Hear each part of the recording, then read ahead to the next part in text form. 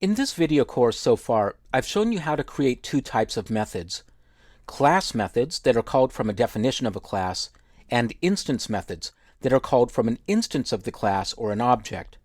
The same distinction occurs with fields or variables. When you declare a variable as a member of a class using an access modifier such as public and a data type such as string, it's automatically an instance variable or an instance field. You can also create class fields by incorporating the additional keyword static. The most common reason to do this is to represent a constant value. Java doesn't support an explicit const or constant keyword, so instead you typically set constant values using a combination of static and the keyword final, which means that a value can't be changed once it's been set. I'll demonstrate this in the Olive class in this version of the project, class variables. And I'll define a few possible values for the color. Right now, my color field has a value of 000000, which has an equivalent value of black. But I want to make my code a little bit more readable. So I'll place my cursor inside the class declaration, and I'll declare a field using these keywords: public, static, final. Public means that the field will be accessible from the entire application. Static means that it's a class field. It'll be accessed from the class definition, not from an instance of a class. And final means its value can't be changed. Next, I'll set the data type, long, to match the field data type of color. And then the name of the constant will be set.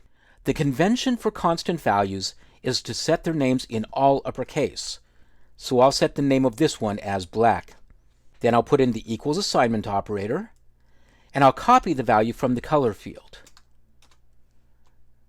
I'll finish the declaration with a semicolon, and now I have a constant value to work with. Next, I'll go down to the color field, where I've used the literal value. I'll get rid of that, and I'll replace it with olive dot, and I'll see the value black appear. I'll save the changes and run the application, and you should see that it runs exactly the same way it did before. Now I'll add one more field. I'll copy the one for black and paste it in. I'll change the second one from black to green. And I'll change the hexadecimal color value to 00FF00. And you could keep on doing this, adding as many different olive colors as you needed.